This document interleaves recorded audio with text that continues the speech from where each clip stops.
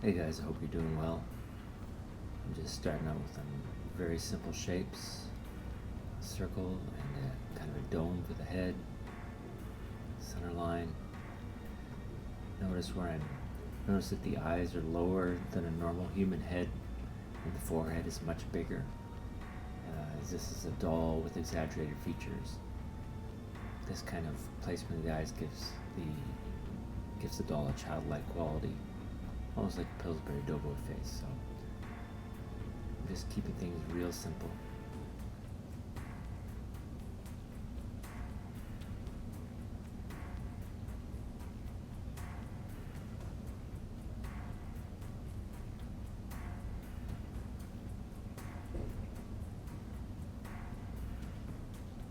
Placing the eyes.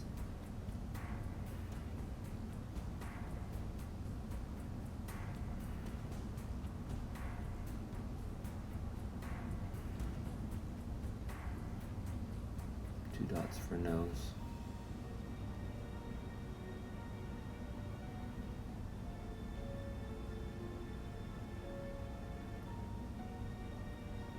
And the hair is just, the head is just a cone shape with ridges, and I just kept adding ridges until I was happy with, the way the hair looks.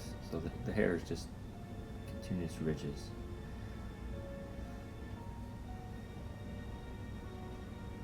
With lightning bolts going up both sides.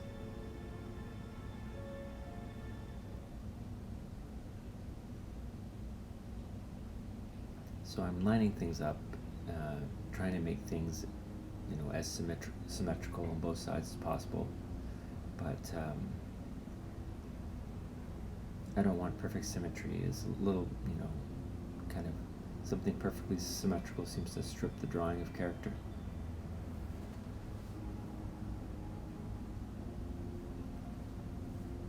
Just tightening up the lines a little bit. And as I draw this, I'm thinking about drawing little sausage type cylinders. I want to create a chubby little doll effect. And try and think of her arms and her body as round as you're drawing, not just drawing, outside lines, which I am. But I'm always trying to think about how can I make this seem round, or how can I make this seem three-dimensional. That's right.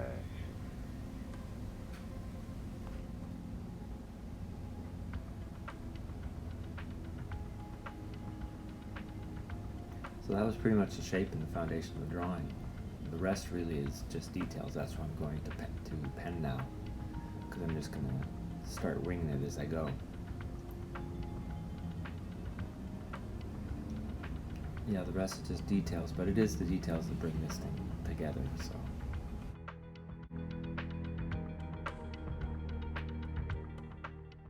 Here's a photo of the creator of the Kewpie doll, Rose O'Neill. She created him in the early 1900s.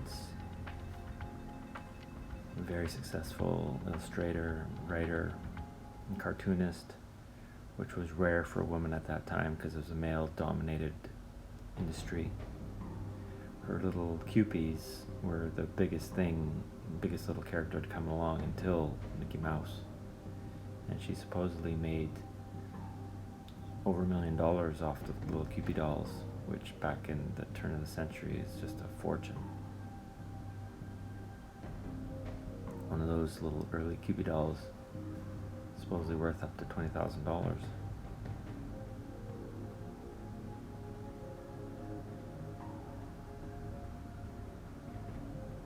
And here's just a cheap vinyl Kewpie kind you might see today.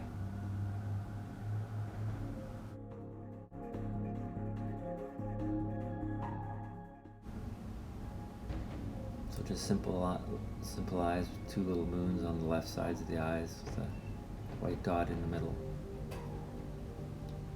just above the middle.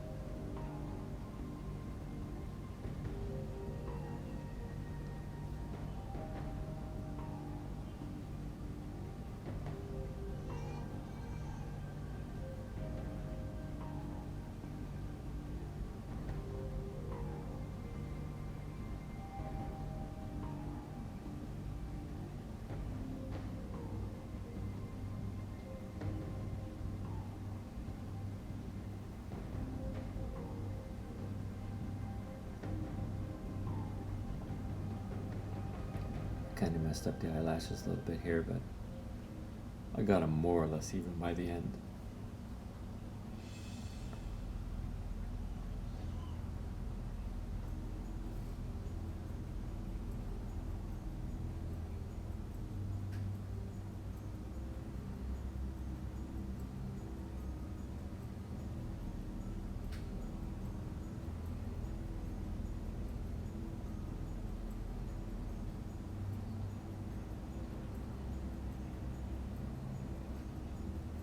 I'm using two different Sharpies, a regular fine tip Sharpie and a ultra fine tip Sharpie.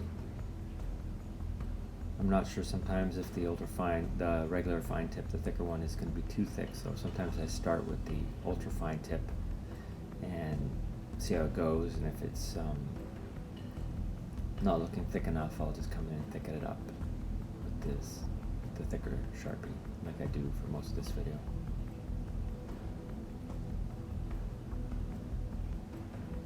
Filling in the hair ridges.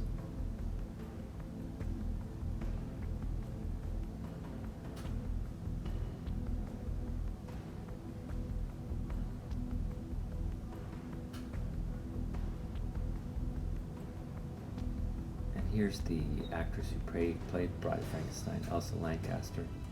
English actress, singer, dancer. She had a long career in theater, film, television. Was actually nominated for an Academy Award. But she's best known for the 1935 film Bride of Frankenstein. Very unique looking woman, big intense eyes, uniquely beautiful appearance. She also made 3 comedy records and sung a duet with Elvis in the movie Easy Come, Easy Go in 1967.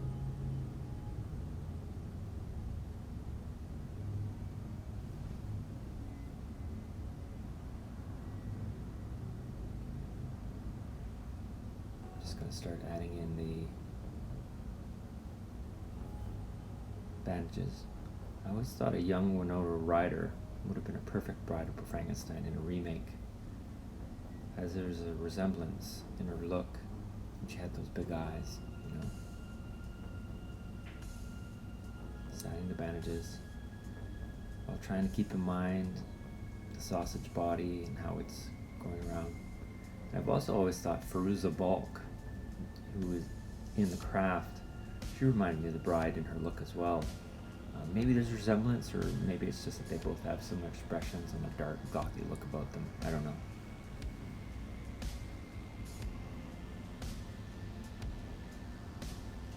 She's good in that movie.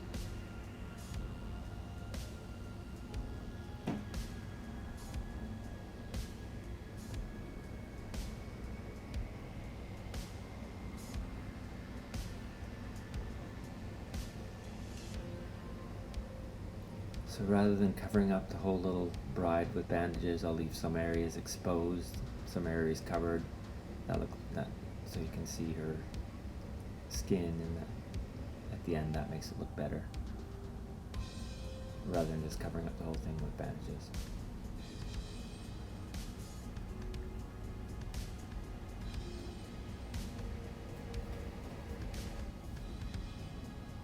There's a little chubby belly.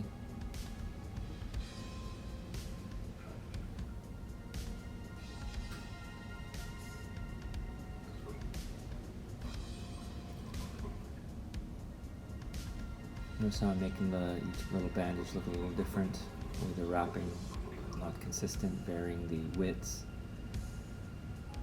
Makes for a more interesting look, bringing the angles. Looks like an old mummy wrap job, I guess you could say.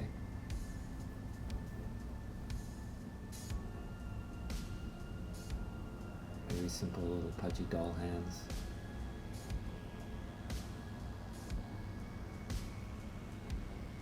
Not much detail.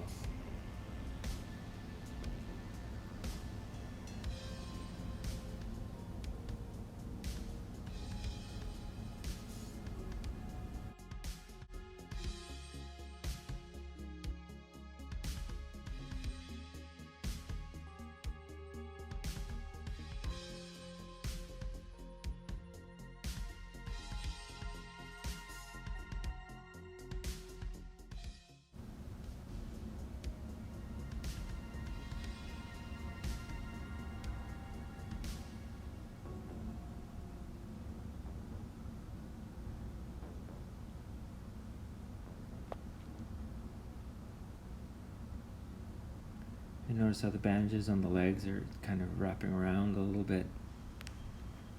Once again, keep in mind that she's got little sausage legs, little chubby legs.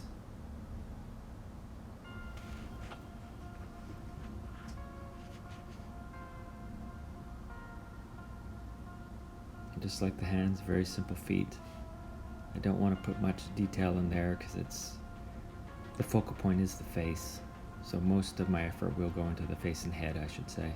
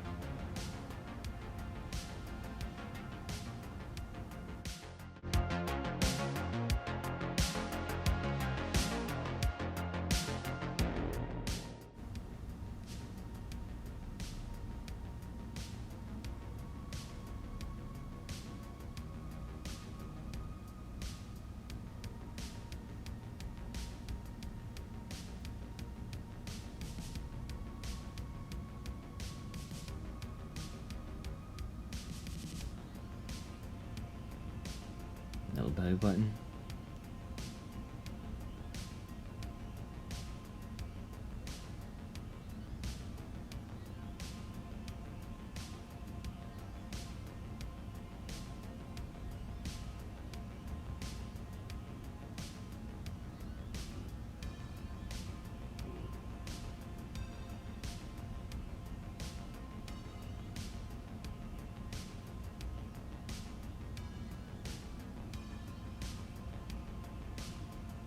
Not thick enough. So I'm adding in the stitches now, and I think this is what really gives the little drawing.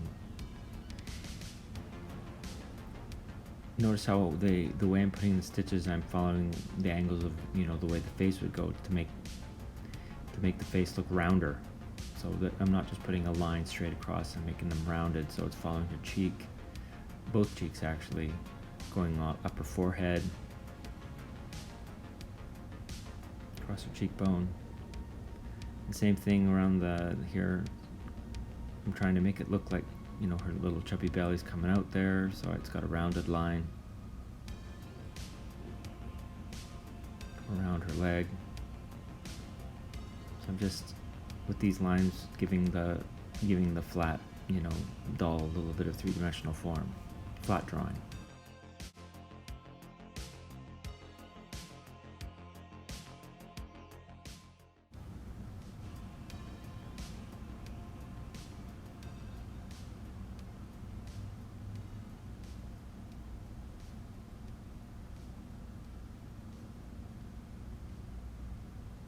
Once again, using lines in a tattoo style to make it look like the hair is coming outward and little ridges going up in her hairdo.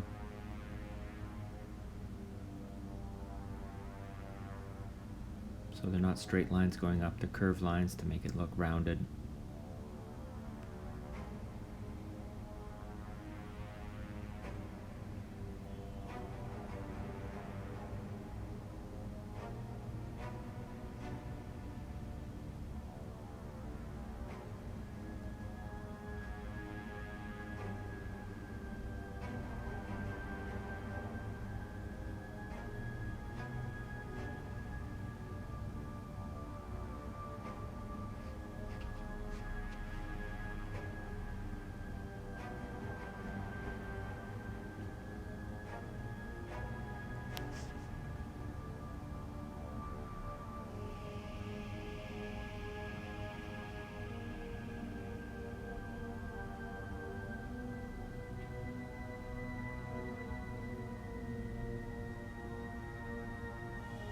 Cleaning up some of the edges of the lines.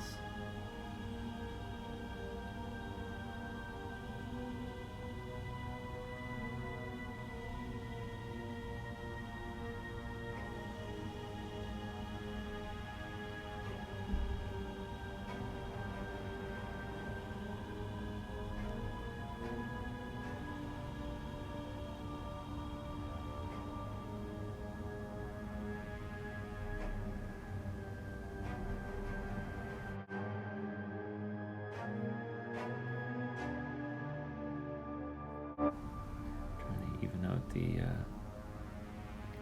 eyes.